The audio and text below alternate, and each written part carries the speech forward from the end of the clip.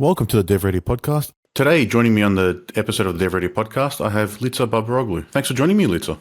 Thank you for inviting me. It's great to be here. Oh, it's happy to have you on. I do not do introductions of the guests myself because I do a terrible job and I don't know anything about you. So I will let you take over and let everyone know who you are and what you do. Well, I suppose I was really lucky because when I was finishing my VCE, which is a very long time ago, I had no idea what I wanted to do. So somebody said to me, I think I've been studying IT and I've been doing this subject called marketing and I think you'd really like it. And I went, that's as good as anything. So I enrolled and did marketing, and I've been lucky enough to love what I do for a very long time now. And I think it's a blend of creative arts, because there is some creativity involved, and more so in the past than there is now. There's a lot more analysis that you can do now. Mm-hmm. So it's being able to be creative, but also being able to be analytical and work as part of a team, depending on which sort of space you're working in. But generally you're working with a team, whether it's outsourced or whether it's in-house in a corporate environment. So I started off in the fast-moving consumer goods industry. Yep. And it was what you did in those days. If you wanted a career in marketing, you started off in fast-moving consumer goods. So the things that I loved were I had a great success with Sorbent Facial, which we relaunched the entire category, and that was engaging with everybody from the engineers to the finance people to the R&D people to the advertising agency. So it was a huge team effort, which was a big success for the company, and also really highlighted to the MD what good marketing could do for a business. So that was pretty exciting, but I got bored working on facial tissues. So somebody said there's a job going in the wine industry. And I went, that sounds like fun. Okay. So I applied for the job and I became marketing manager for Yellow Glen.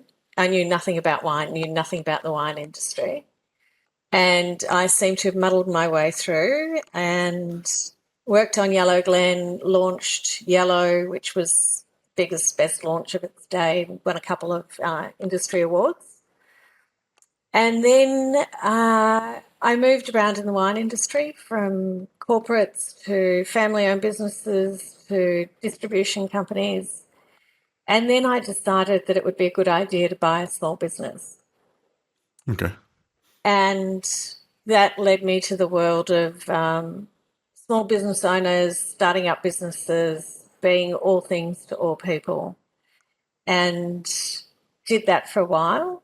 And then in 2016, I sort of had a break, and I was trying to work out what I wanted to do next. And when I look back at everything that I had done, the thing that I loved the most was the creative aspects of building brands.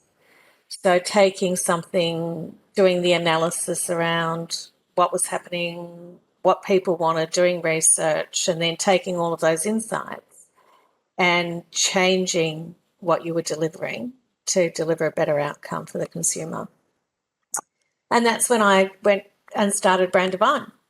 And we basically, I developed a process, a 6-step process that I take clients through, and it's industry agnostic. And that makes it exciting and interesting for me because I'm always working with people in different industries. But the one thing that it all has in common is a love of people. And when I get to know people and delve into what makes them tick and why they do what they do, it gets really, really exciting. And that's probably the big focus of working for yourself. You've got a lot more variety in the people that you're working with, and you're probably spending a lot more time getting to know them and working closer with them than, say, if you were at Yellowtail or at Sorbent, I think you said it was. Yeah. So it's, having that at Sorbent, I'm guessing you never really would have seen the consumer too much, and you would have just been dealing with sort of management layers, which complete opposite of what you're doing now. You're right, actually. I hadn't thought about it in that sense, but I'm very much a people person, and the work that I do is very intimate, in the best possible way. So I get to really understand what makes people take the risk of being a business owner, of having an idea, of pursuing that idea and being passionate about it until you actually bring it to market. And that's the sort of the deep insights that we uncover. Mm-hmm. And it also helps business owners understand that what they're doing is not delivering a service, but they're adding value to their customer. So Yeah. it's really getting them to focus on that. How am I adding value to somebody else? That when they get to that point, you can see that the lights just turn on and their whole physicality changes. Okay. Yeah, that's something we believe as well. It's you have to be able to add value to whoever your customers or clients, however you want to phrase it, who Yeah, they are. Otherwise, why would they use your services or buy your products if they're not going to get some value from it? And that's the proposition for any brand, really, or any product that's on the market. unfortunately, though, what happens quite often is people will, particularly in their, when they're first meeting other people, they're talking about, oh, I'm a software developer, or I'm an obstetrician, or I'm an accountant, but they don't actually talk about how they add value, how they change people's lives, essentially. Yeah. And sometimes it's in small ways, and sometimes it's in very significant ways. Yeah. Touching on that accountant example, it's how much tax am I going to save you? How much am I going to get you back? That's Exactly. the key value. Like they can always rattle that one off as a first thing to people. Yeah. So it's really trying to focus on how we can add value and what change we're going to deliver for people. Yeah. So in your career of marketing, what sort of marketing are you focusing on? Is it sort of like the big campaigns? Is it branding? Is it the digital side? There's quite a bit to that marketing umbrella. There's a huge amount to that marketing umbrella, and it's getting more and more fragmented as time goes on. So what I love to focus on is brand story. And I'm a big believer in doing one thing and doing it well. Mm-hmm. So I focus on brand story, which is that 6-step process that I talked about. And we work through purpose and values, and we talk about brand name, and brand personality, differentiation strategy, positioning. And then when we have that defined, it means that there is a compass for the business in terms of the brand. So for brands where the brand and there's only one brand, it becomes essentially a roadmap for everyone that works on that brand, and it helps people create. It's a touch point for decision making. So if you're making a strategic decision, then I encourage clients to go back and look at their values and their purpose, and are they aligned with the strategic decision making? When they're recruiting people, the same thing. If they're outsourcing their services, so whether it be social media or getting somebody to write content for you, all of that needs to be consistent. So I encourage them to share that with the people that they employ, and that everybody is on the same page. So we're all telling the same story, whether it's the person who's picking up the phone in your office and answering the phone, they should be reflective of the brand. Their behaviour should be reflective of the brand. And the same thing for the person who's writing your content or developing your website. Everybody should be telling the same story, because when we do that, then we're actually building trust. And when we build trust, we then build loyalty. Yeah. And it is a lot more than just the logo Oh or my the God, name of yes. your business. Because I imagine that's what a lot of people think marketing or like brand story and what you're talking about probably starts and ends with. I'm going to get on my soapbox. One of the things that is really hard, and it's really hard for business owners because you're trying to straddle so many different aspects of a business, is that people will throw jargon at you and they'll say, oh, here's your brand, and they'll be talking about a logo or your visual branding, or, you have to have tone of voice. And that's only one component part. So the really important thing is to have this overarching, for me, is to have this overarching brand story that is consistent across everything. And that for me is the brand. Then you have a content strategy, you have an advertising strategy, you have a social media plan, you have an activation plan. They're all the tactical aspects of marketing. The actual brand sits above all of those things. And as I said before, it becomes the roadmap or the compass for the business. A lot of people will say, I was talking to somebody recently who said, oh, I've got a branding coach. And Okay. exactly, I was really curious. And I'm going, really? So what does this person do for you? And she said, oh, they make sure that all my visuals, they set up the visuals and they make sure they're all consistent. That is not a branding coach. That is somebody who's a visual strategist or a visual designer. So the word branding gets bandied about a lot, but what it actually means is something quite different to the way that it's used in the marketplace. So I think it's important for brand owners to be asking questions about what they're actually going to get. Yeah, I think, a lot of people, if they've never been exposed to that as part of their career, or if they're a startup and they're trying to get something off the ground, or just a small business, Yeah. they don't understand what branding means. They think, all right, I No. need a logo, I need a website, let's get going. Then they start creating social media, and then they just start posting random things. Or now they may go to like ChatGPT and say, all right, I'm an accountant, write a blog post for me. But if Yes. they had, like you're saying, the brand guidelines and the brand story, they could put that in, and at least they get something to their tone of voice or in their that's more aligned towards how they want to be perceived, which is what from my understanding, the whole point of having a brand story and all those things in alignment are for. It is. But it also takes some time to get to that point. So sometimes people who are literally starting their businesses will come to me and say, I want you to write my brand story. And I'll say, no, this is not the right time for that. Because you need to go out and make sure that, you've got a viable business, that the customer wants your product, that your product or service is viable, that you identify the correct target market. And once you have those sorts of things in place, and that can take 2 to 3 years in a lot of cases, then you can start to work on your brand story. And you will do all of those things that you just mentioned, because that's what we're told we need to do. What I would encourage people to do at that very early stage is to just, even if you don't have a brand story, say, this is what we stand for. This is what we believe in. This is how we talk to people. Just basic fundamental things that, again, you can share with everybody that touches your brand, so that at least you're getting some consistency.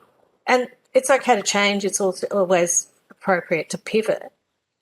But until you have those fundamentals in place and you've got a viable business, I don't encourage people to invest in their brand story at that early stage. There's really just have that key guiding principle of what you stand for, why you're actually in business, and then build it off of that and move forward. Yeah, exactly. When people approach you and they're beyond that point that we just mentioned, now they've say been in business for a year, things are going well, they know what they want to do. How do they sort of know or think that they need someone like you to then start this whole brand story, or It's funny. to decide to move forward with it?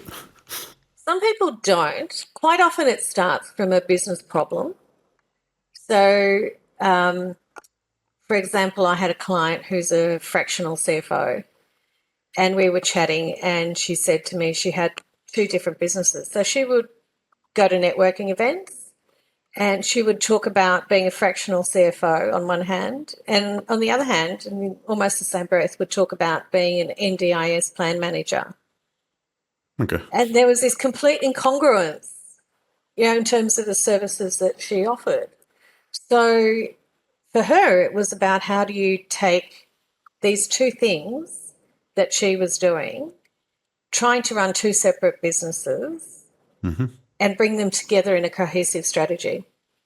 So really that was the starting off point for her in terms of our conversations. I've had other clients who are occupational therapists who have been in business for 20 years, but the brand was them personally and they wanted to start to step away from the business. So that was their business problem. And it varies from person to person, or business to business. So do you see more of a need when there's the face of the business, and then to be able to scale, they need to no longer be the face? Is that sort of when the biggest demand comes into it? It's something that I really encourage clients to think about very deeply. And I also encourage them to step away from the brand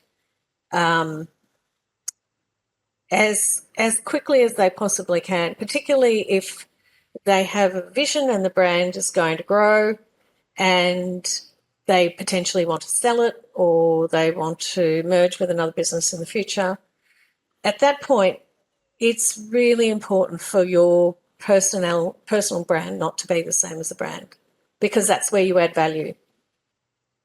So if I'm so closely aligned with the brand that I can't step away from it, then it's very difficult to make it a saleable asset, or it makes it much more difficult to be a saleable asset without you. And that's a bit different than being sort of the face of all the content you put out. Yeah, it is. Or is it the same? It's a little bit different. I'm a big believer that once you've written your brand story, that is really the guiding light for the business. And so you can come in and out, but so can your team. So your employees, for example, can come in and out, but you also need to have those people aligned, saying the same thing with what you want to be, the story you want to be telling about your business, about your brand. The same thing with referral partners. You want your referral partners to be clear about who you are and what you're delivering. It's not just your employees or the people you employ to write copy for you or build your website. So it's a balancing act. It's very much a balancing act. Yeah, it's something that we're finding that. So at the moment, if you look on Air Technologies or DevReady, you'll see my face plastered everywhere. I think I've made like 99% of the videos that we've ever created, and Andrew's got a bunch of them. Starting to make some more now, so there's getting that differentiation. But our faces are what's associated with our brand, I think, at the moment. But then, yeah, like you said, probably need to get more people in to start not just having the one consistent face constantly, because people may be sick of seeing my face as well. There might be some fatigue there with that, along with just not having it only one person. Yeah, there's the fatigue factor, but there's also the diversity of how different people present. And I've seen some people do it really, really well, where they start to bring in employees who are sharing their knowledge and their expertise, and it adds to the credibility of the business overall.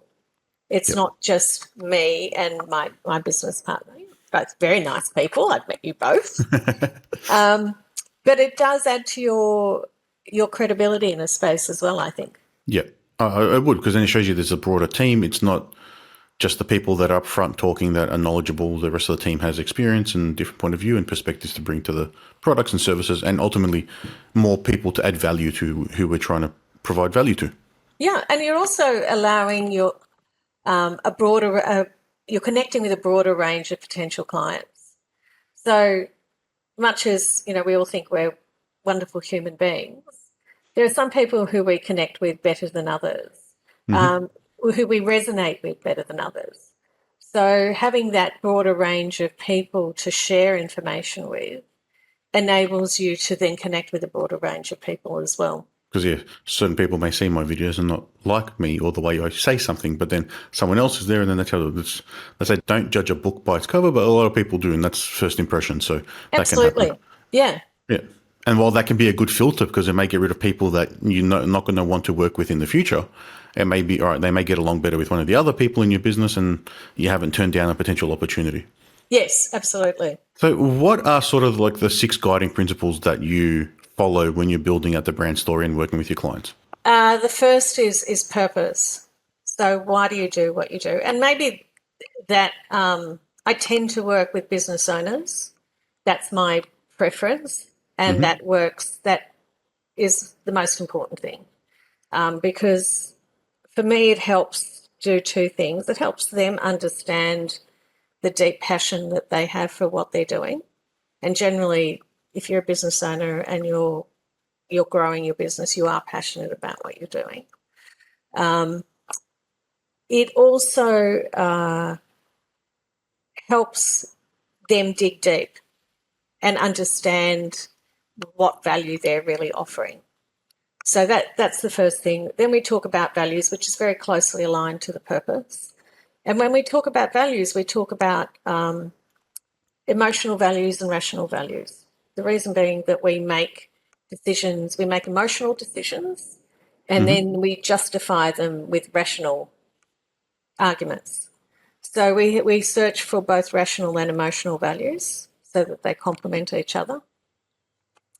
Then we talk about brand name, and sometimes the brand name is completely inappropriate, does not add value, um, is not doing the company any favors whatsoever. So in that case, what I encourage clients to do is take a step back, which can be quite hard because this is their baby. Mm-hmm. And we work on different brand names, which is actually can be quite difficult, especially in this day and age. Yep. But what we look for is a brand name that is going to tell people what you do without you having to tell them. So Okay. I think DevReady is a fantastic brand name. I'm not just saying that, but it tells me Thank you. exactly what you do. You know, you shortcut that development process, and there is a system behind it, and that system increases the likelihood of success. Yep. There are some brands that have absolutely no relationship with the service offering or the value that business is offering. So in those cases, I very strongly encourage clients to literally take that step back, walk away from this, and then stop and think about how can you do better, Yeah. that can be quite challenging for people. I can imagine it's difficult, especially branding, or the name of the business, because people get attached to it, and there's a lot of personal feelings there. There's It's a very lot of emotive. emotion, very Yeah. much. And that's why, you need to do some of that deeper work up front for them to trust you enough to actually have that conversation with you. Mm-hmm. Then we talk about brand personality. So again, if it's been a founder, you want to be able to step away so that you can make this a saleable asset at some point in the future. Yep. And you don't want to be, anything could happen to any of us. So what you don't want to have is that business reliant on you being the face of the business. So that's why we try and step away a little bit. And again, some people find that's a stumbling block for some founders. Okay. Then we talk about differentiation. So how are you different from your competitors? And I like to bring a blend of differentiation strategies together so it's more powerful and it gives Mm-hmm. them a greater competitive advantage. And then finally, we talk about positioning. So how is the brand positioned? And in terms of the positioning, the tagline that goes with that, and then also positioning in terms of your sensory values. So sight, sound, hearing, taste, and smell. And quite often when we get to that point, people think I'm a little bit crazy. But when I explain what the impact of all of those things, and again, what consistency brings to the table, then people get really on board with it. Okay.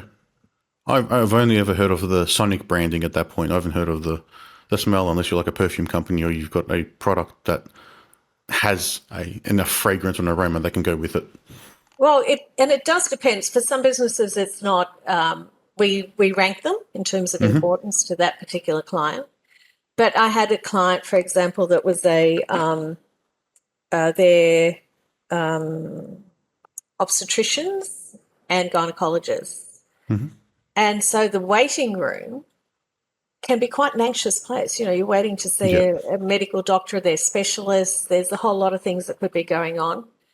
So when we talked about fragrance for them or smell for them, it was very much about creating a space that made them relax.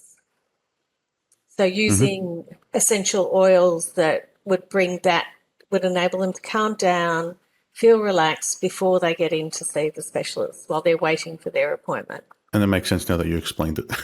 I wouldn't have thought of that at all if you Well, mentioned that. and Like, no. it varies. It varies. Yeah. There are some people that, you know, it's very much about their personal perfume that they're wearing. So Okay. do you want to wear something that's cloying and overwhelming and people just take one step back? Or do you want to wear something that's a little bit more delicate and people are drawn to you? Okay. Good points there. They're all the things that you don't know until you know. Yeah, exactly. I never would have thought of that. Now I'm going to be conscious of what cologne I'm putting on in the morning. Absolutely. So then the next point being... Well, that's the 6 point. That's the 6? Sorry, I lost the track. I lost track there. There's a lot to keep track of. There's a lot.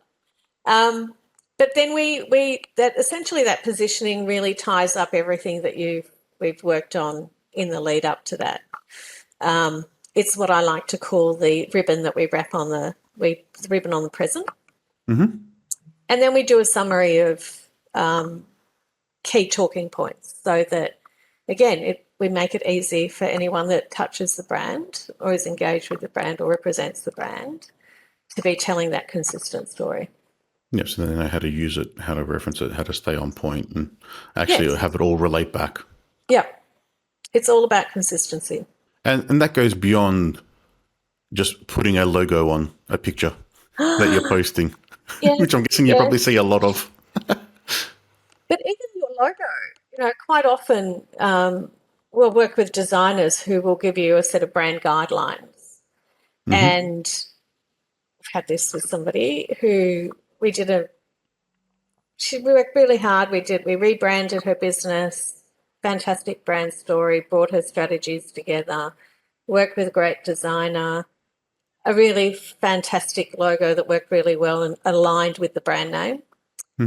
And then she gave that to somebody who just ignored it all.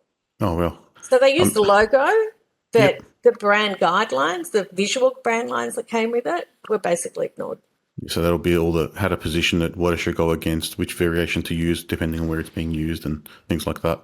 I'm guessing probably in the world and what you've seen, Canva is like a great tool for these businesses because it allows them to do this stuff without getting people involved, but it probably also allows them to go on the wrong path very quickly because they can do it themselves. Well, you know, I used to think that I was a designer. You know, I am a frustrated person, a creative person. So I got hold of, I think it was Adobe Illustrator and thought I could do design work.